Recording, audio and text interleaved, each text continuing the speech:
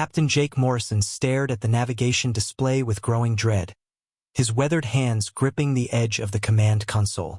The words "unknown system" blinked mockingly at him in red letters, each flash seeming to mock his 20-year career in space.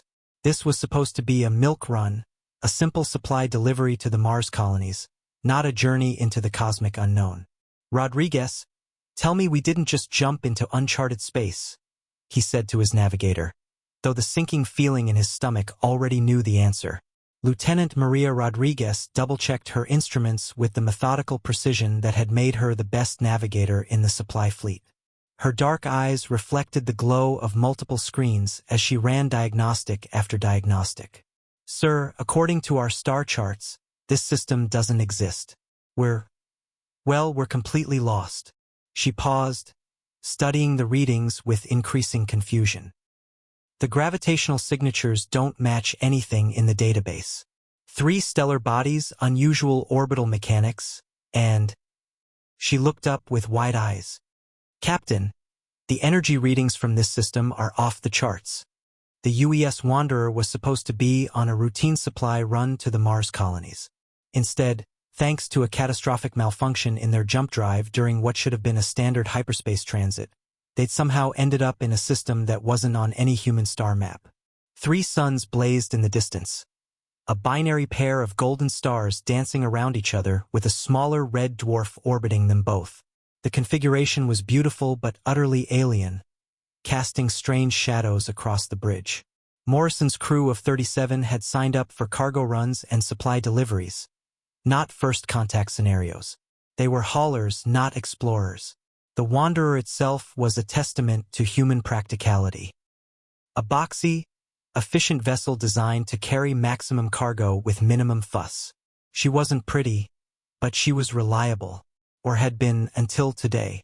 "Captain," called out Ensign Tommy Williams from the communications station, his young voice cracking with excitement and fear. "I'm picking up artificial signals from the 3rd planet. Structured transmissions, definitely not natural." He adjusted his headset, listening intently. "The patterns are complex, sir. Mathematical progressions, but unlike anything in our databases." Morrison rubbed his temples, feeling the weight of command pressing down on him. First contact protocols were way above his pay grade. He was just a supply ship captain, not a diplomat.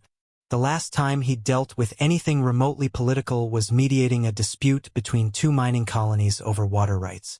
"Any idea what they're saying?" "Working on it, sir. The computer is trying to decode the patterns. It's almost like they're teaching us their language through mathematics."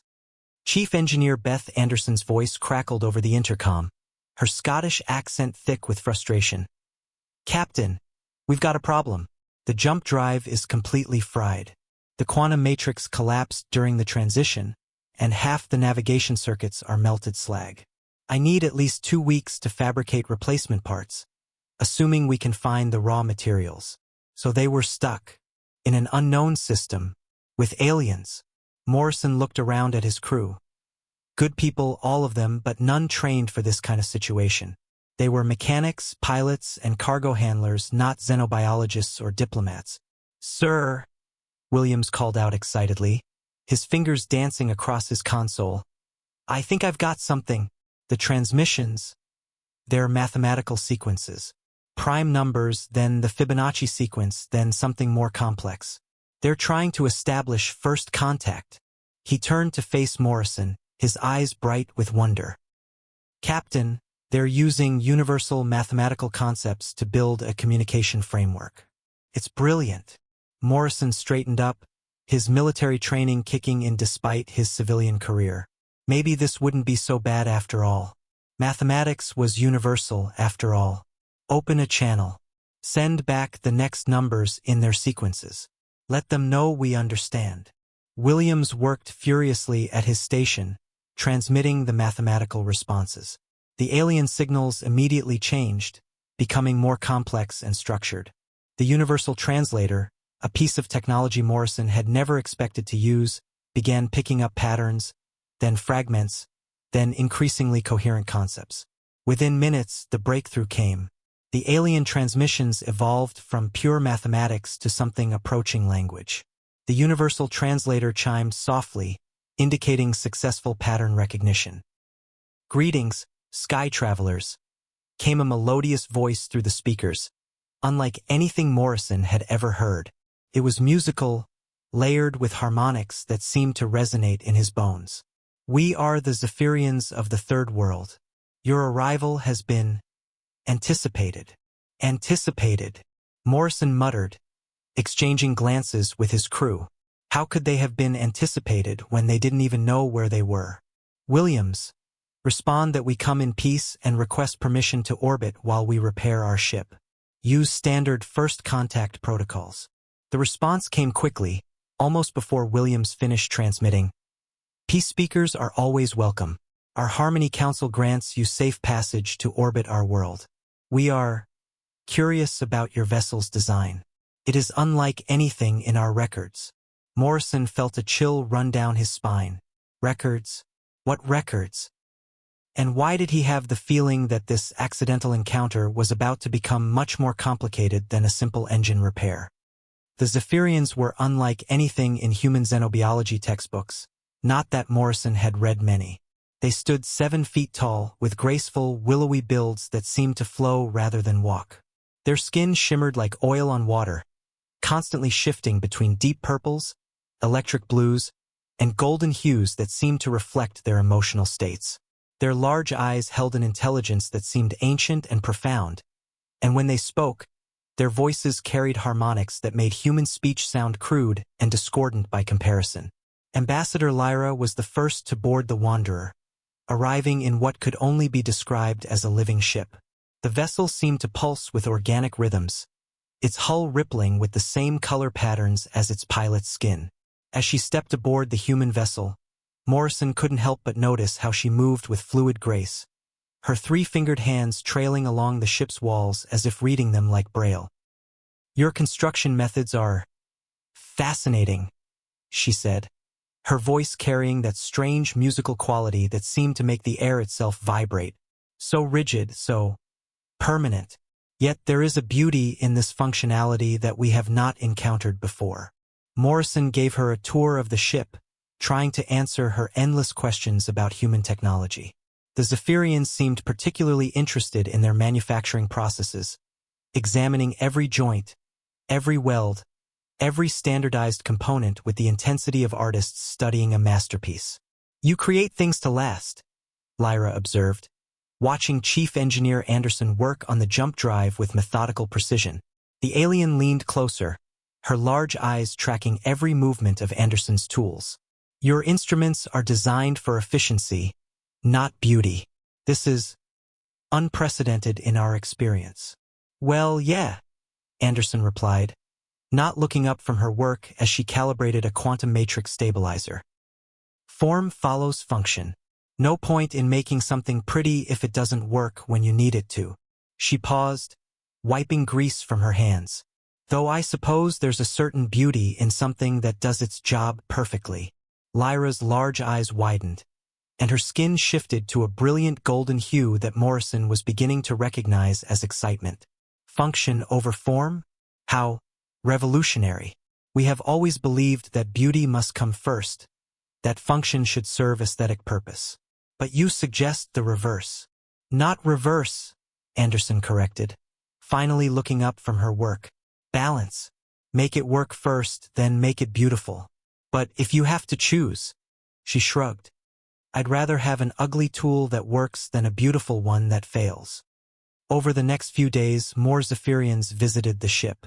They came in groups, flowing aboard like living art exhibitions. Each visitor brought gifts, crystalline artworks that sang when touched, producing melodies that seemed to resonate with the listener's emotional state. They offered foods that tasted like music, flavors that created synesthetic experiences in human taste buds. Most remarkably, they demonstrated technologies that worked through principles human science couldn't explain, devices that seemed to function through artistic expression rather than mechanical engineering. Captain Dr. Elena Vasquez, the ship's science officer, reported during one of their evening briefings. Her usually composed demeanor was replaced by barely contained excitement. Their technology is incredible, but it's completely different from ours. Everything they create is artistic, beautiful, elegant, but completely impractical for mass production. They've never heard of standardization.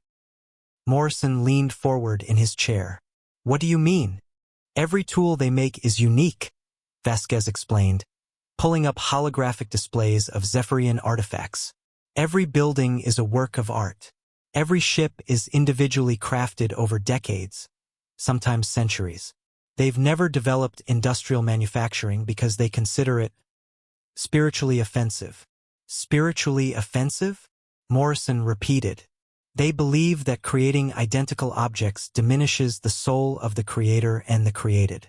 Each item must be a unique expression of the artist's spirit. The concept of making two identical things is abhorrent to them. Morrison was beginning to understand. The Zephyrians had advanced technology that surpassed human capabilities in many ways, but their culture valued individual artistry over efficiency. They could create amazing things, devices that seemed to border on magic, but slowly, painstakingly, one at a time. Sir, Williams interrupted, his voice carrying a note of urgency. Ambassador Lyra is asking if we'd be willing to demonstrate our rapid creation methods to their Harmony Council. Apparently, our conversation about mass production has caused quite a stir in their society. Morrison felt a flutter of unease. What kind of stir? She says there's been intense debate about whether our methods represent a new form of artistic expression or a fundamental challenge to their way of life. Williams continued.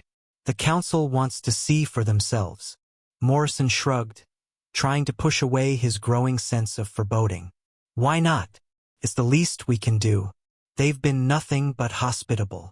But as he watched Lyra's skin shift to deep, contemplative purples through the view screen, Morrison couldn't shake the feeling that they were about to change something fundamental about this peaceful civilization. He just had no idea how drastically. The Harmony Council convened in a crystalline dome that defied human architectural understanding. The structure seemed to grow from the ground itself, its walls humming with harmonic frequencies that resonated through the bones of everyone inside. The dome's surface shifted colors in response to the emotional states of its occupants, creating a living canvas of light and sound. Hundreds of Zephyrians gathered to witness the human demonstration, their shimmering forms creating a kaleidoscope of colors that flowed and merged like a living aurora. Morrison had brought Anderson and a portable fabricator, a standard piece of equipment that every supply ship carried for emergency repairs. The device was unremarkable by human standards, just a gray metal box with various ports and a small display screen. But as they set it up in the center of the dome, he could feel the weight of hundreds of alien eyes upon them. Honored Council, Morrison began, feeling awkward with the formal address that Ambassador Lyra had coached him to use. We would like to show you how humans create necessary items for our daily lives. The assembled Zephyrians leaned forward in unison, their skin patterns shifting to attentive silver and gold hues. High Harmonist Zen, the council's leader, was a particularly impressive specimen whose skin seemed to contain entire galaxies of swirling colors. His voice, when he spoke, carried harmonics that made the dome itself resonate. We welcome this sharing of knowledge, sky travelers. Show us your rapid creation methods. Morrison nodded to Anderson, who activated the fabricator with the casual efficiency of someone who had done this thousands of times. The machine hummed to life, its mechanical arms unfolding with precise, programmed movements. Internal scanners mapped the required specifications while material feeds began processing raw metals and polymers. The process takes approximately 3 minutes, Anderson explained, her voice carrying clearly through the dome's acoustics. We input the specifications for a standard maintenance tool, and the machine creates the item to exact standards. Every wrench produced will be identical in function, weight, and durability. The Zephyrians watched in stunned silence as the fabricator worked. There was no artistry in its movements, no individual expression. Just mechanical precision executing a predetermined program. The arms moved with robotic efficiency, shaping metal, joining components, and applying finishing touches with mathematical accuracy. When the wrench was finished, gasps echoed through the dome. The sound was unlike anything Morrison had ever heard, hundreds of voices creating a complex harmony of shock, wonder, and something that might have been horror. But where is the soul? Asked High Harmonist Zen, his voice carrying undertones of confusion and distress. His skin patterns shifted to deep purples and blacks, colors Morrison had learned indicated profound disturbance. Where is the individual expression, the spiritual connection between creator and created? Anderson picked up the wrench, testing its weight and balance with practiced ease. It doesn't need soul, she replied matter-of-factly. It needs to turn bolts. That's what it does, and it does it perfectly every time. The Zephyrians began talking among themselves in their musical language, their voices creating a complex symphony of discussion that rose and fell like ocean waves. Morrison could see the patterns of their skin shifting rapidly, colors flowing and changing as they processed this alien concept. They're debating whether this is genius or sacrilege, Lyra whispered to Morrison, her own skin showing swirls of conflicted emotions.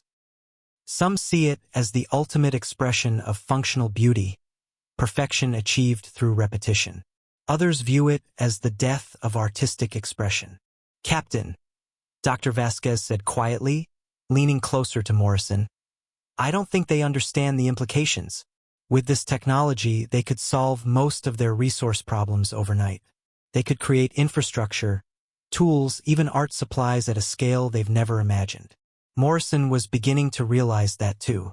The Zephyrians lived in a post-scarcity society in terms of energy and raw materials. Their bioorganic technology could convert almost any matter into usable resources.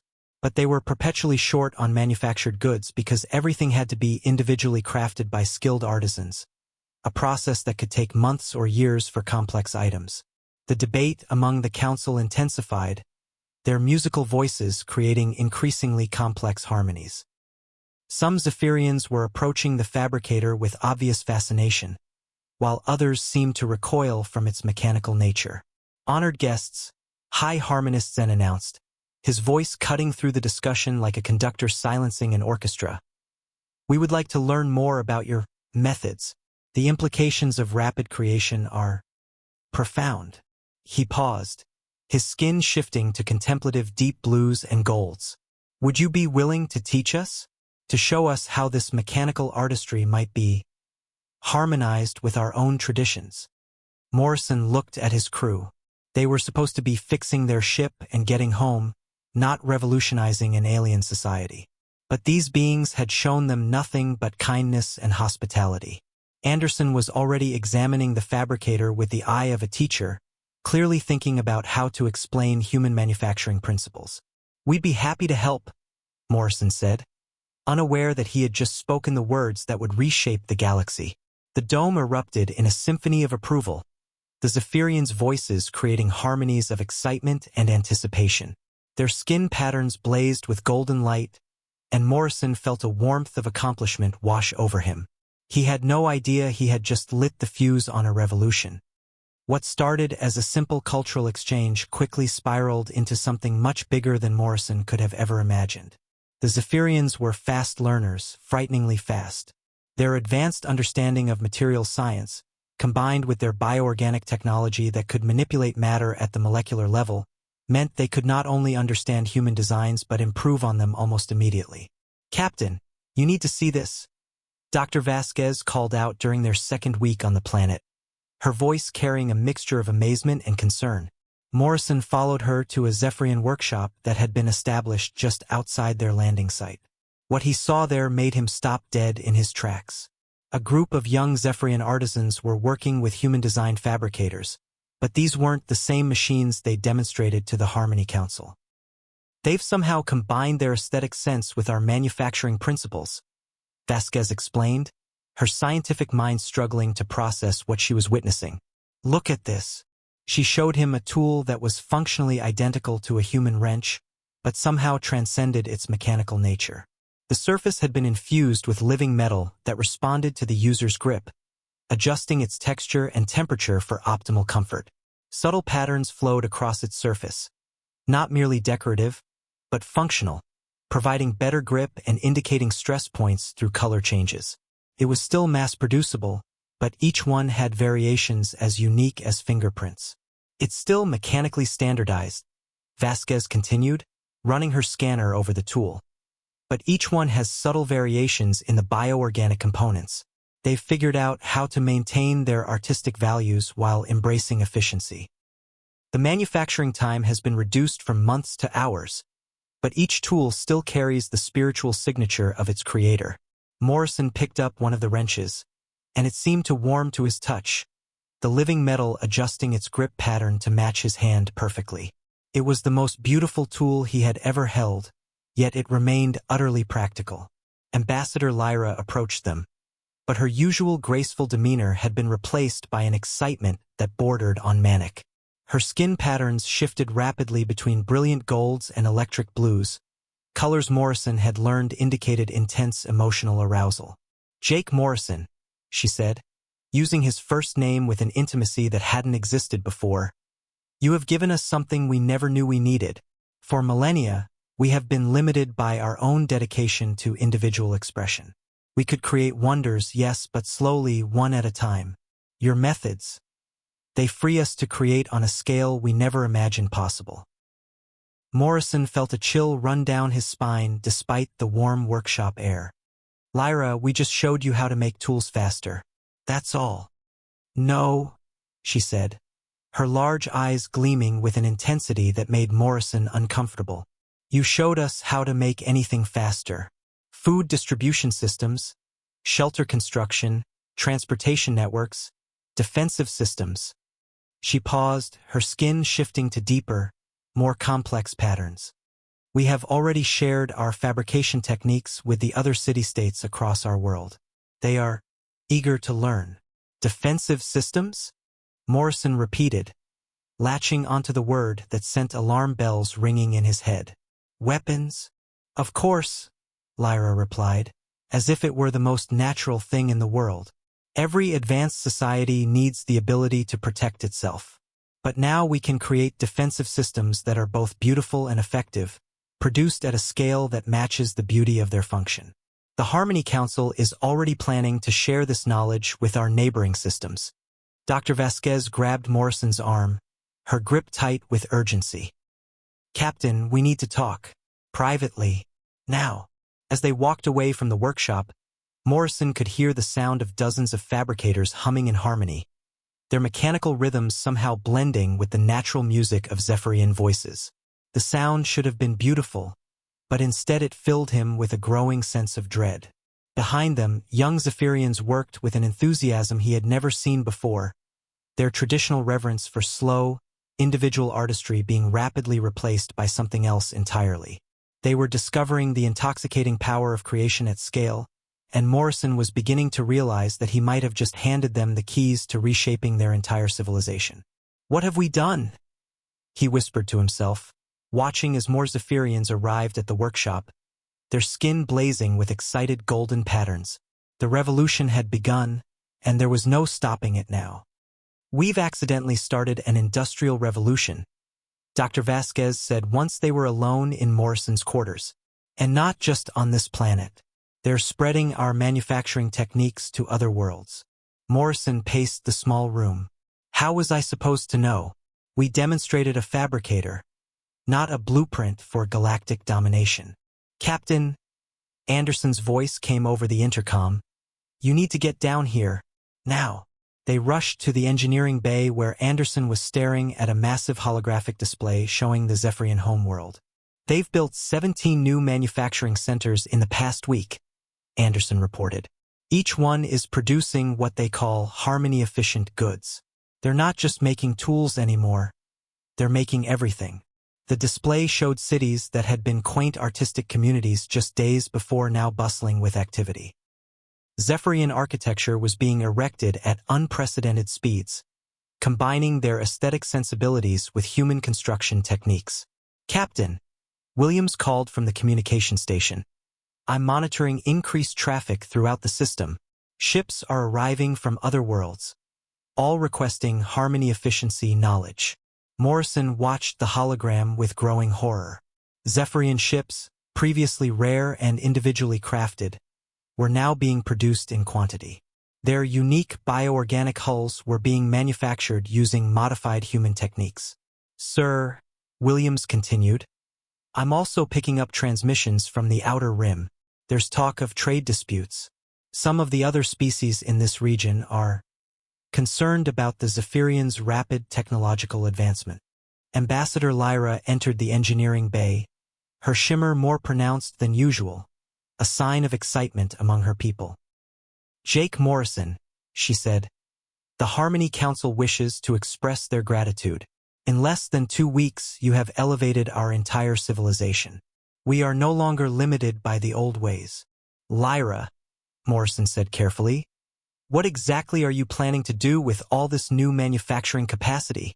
Why spread harmony throughout the galaxy, of course? She replied, as if it were obvious.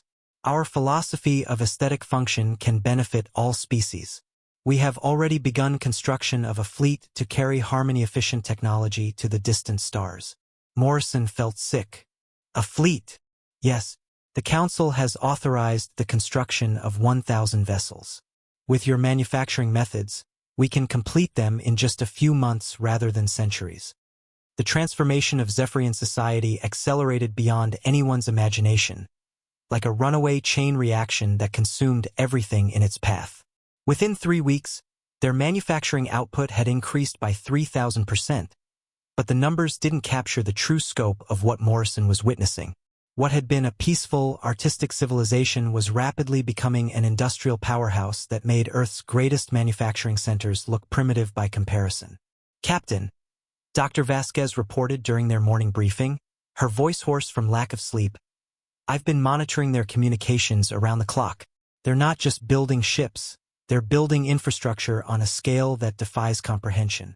Orbital stations, mining platforms, research facilities, defensive networks, all using our techniques but enhanced with their bioorganic technology that can manipulate matter at the quantum level. Morrison studied the tactical display that now dominated the engineering bay, watching real-time feeds of Zephyrian construction projects. Massive orbital rings were growing around their planet like living metal, pulsing with organic rhythms while being assembled with mechanical precision. What should have taken decades was being completed in days. The energy requirements alone should be impossible, Vasquez continued, pointing to readings that made no sense according to human physics. But they've somehow integrated our manufacturing efficiency with their bioorganic energy conversion systems. They're literally growing ships and stations from raw asteroid material, guided by mechanical precision but powered by something that's almost alive. Any word from the neighboring systems? Morrison asked, though he dreaded the answer. Williams looked up from his communications station, dark circles under his young eyes. That's the problem, sir. 3 different species have sent increasingly urgent diplomatic envoys expressing concern about Zephyrian expansion. The Kraxan Empire is particularly agitated. They've moved not just one battle fleet, but their entire 3rd armada to the border. The tactical display zoomed out to show the surrounding star systems, and Morrison's heart sank.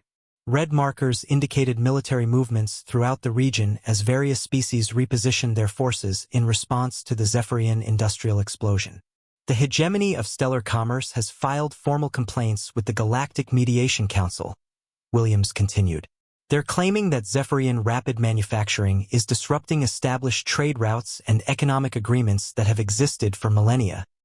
Ambassador Lyra chose that moment to enter the briefing room, but the being who glided through the doorway was barely recognizable as the curious diplomat who had first boarded their ship. Her usual graceful demeanor had been replaced by something more urgent, more focused. Her skin patterns had evolved into complex geometric designs that seemed to pulse with their own inner rhythm, and her voice carried new harmonics that spoke of authority and determination. Jake Morrison, she said, her large eyes reflecting a hardness that hadn't existed before. The Harmony Council requires your expertise once more. Our new defensive systems require optimization. Defensive systems? Morrison asked, though he suspected he already knew the answer. Yes, Lyra replied, her skin shifting to military bronze and silver patterns. The outer species do not understand our mission to spread harmony throughout the galaxy. They view our rapid advancement as aggressive. She paused, studying Morrison's expression. We have received ultimatums from 6 different stellar governments demanding that we cease our destabilizing activities and return to our previous, acceptable production levels.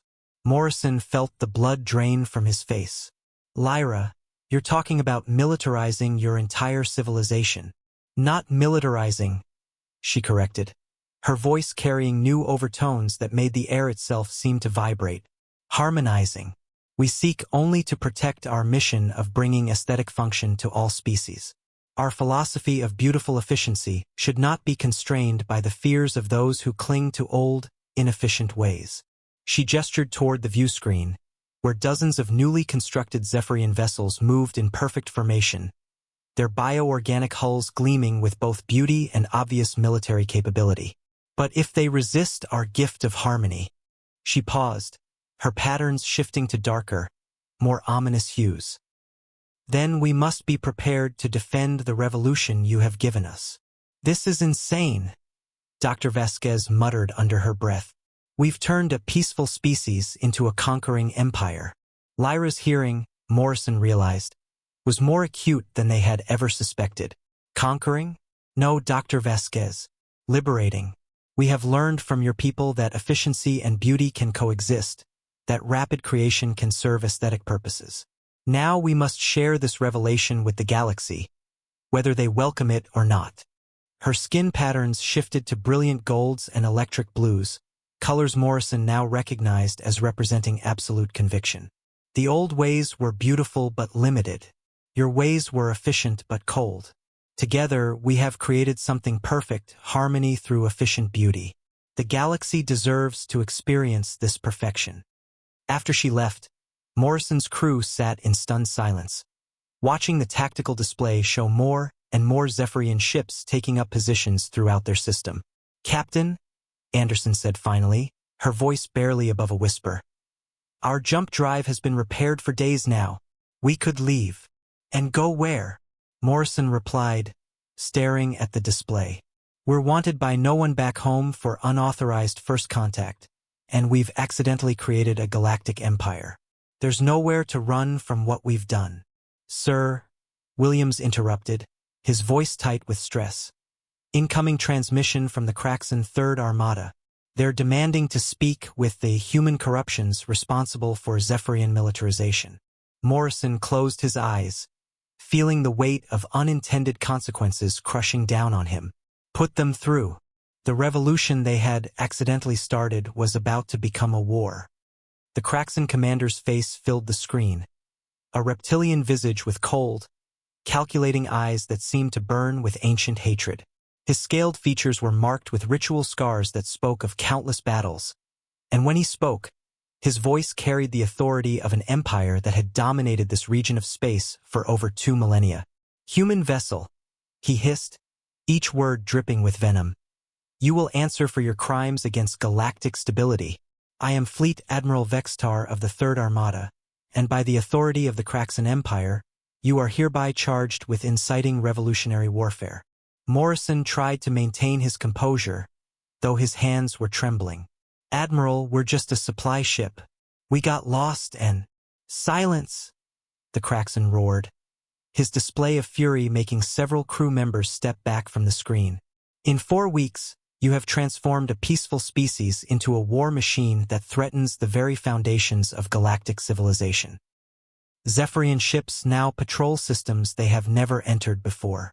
They speak of spreading harmony through force of arms. The screen split to show tactical displays of Zephyrian fleets moving through space with unprecedented coordination. Ships that should have taken centuries to build were emerging from bioorganic shipyards at the rate of dozens per day, their beautiful but obviously weaponized hulls gleaming with purpose. That wasn't our intention, Morrison protested, though the words sounded hollow even to him. Intention is irrelevant, Vextar snarled. The Zephyrians have annexed 3 minor systems in the past week alone and are moving toward the galactic trade routes. Your manufacturing revolution has upset the balance of power that has existed for millennia.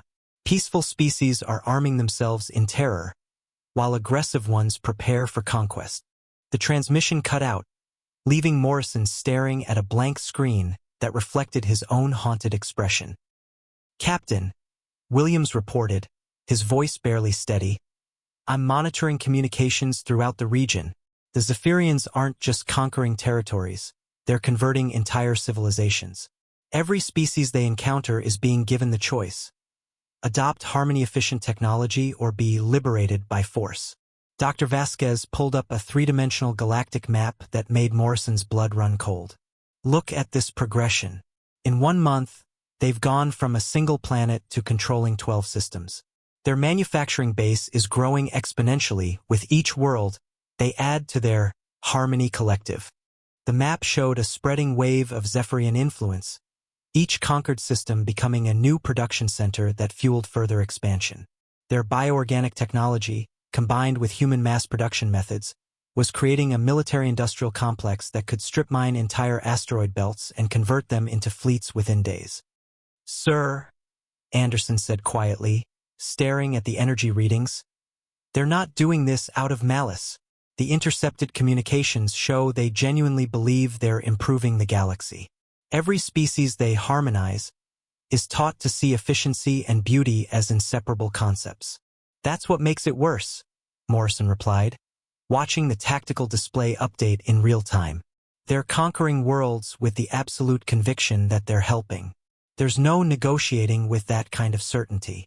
Ambassador Lyra returned to the ship one final time, but she was utterly transformed from the curious diplomat who had first stepped aboard weeks ago. Her shimmer had taken on harder, more angular edges, and her voice carried new harmonics of absolute authority.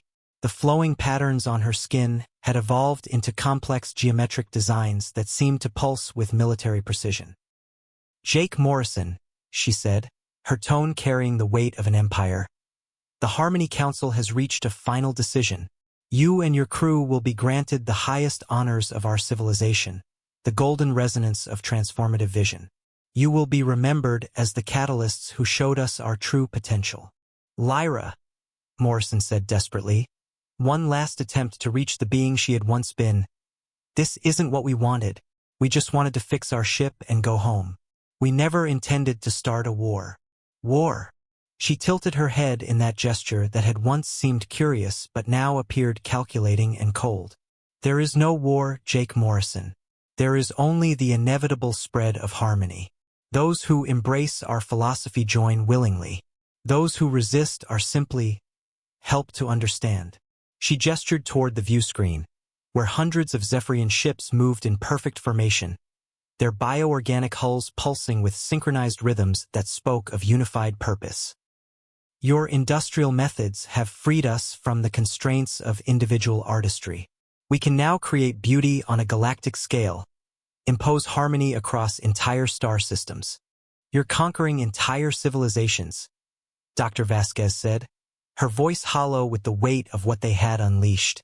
"We are liberating them from inefficiency and aesthetic poverty," Lyra replied with the serene confidence of the utterly convinced. "Every species we encounter is given the choice to embrace harmony-efficient existence. Most choose wisely once they understand the benefits. And those that don't?" Morrison asked, though he already knew the answer. "Are shown the error of their ways through practical demonstration," Lyra said simply, her skin shifting to patterns that hurt to look at directly. "Do not fear, Jake Morrison. Your legacy will be remembered long after the last unharmonized world accepts the new order. The age of harmony has begun, and it will span the galaxy." As she left the ship for the final time, Morrison's crew gathered on the bridge to watch the Zephyrian fleet prepare for its next deployment. Thousands of ships, each one a work of art but mass-produced with human efficiency, ready to spread their version of harmony to the next unsuspecting system. "Beautiful, terrible, unstoppable. Captain," Williams said softly, his young voice aged by what they had witnessed, "what have we done?" Morrison watched the fleet move toward the edge of the system, carrying with them the combination of human industrial might and Zephyrian aesthetic philosophy that would reshape the galaxy forever. In the distance, more ships were already emerging from the bioorganic shipyards, an endless stream of beautiful conquest. "We got lost," he said finally, his voice barely above a whisper. We got lost and accidentally conquered the galaxy. History would remember them not as explorers or diplomats, but as the humans who accidentally taught a peaceful species how to impose their vision of perfection on an unwilling universe. The supply ship Wanderer remained in orbit, its crew now unwilling witnesses to the empire they had inadvertently created, watching as harmony spread across the stars whether civilizations wanted it or not.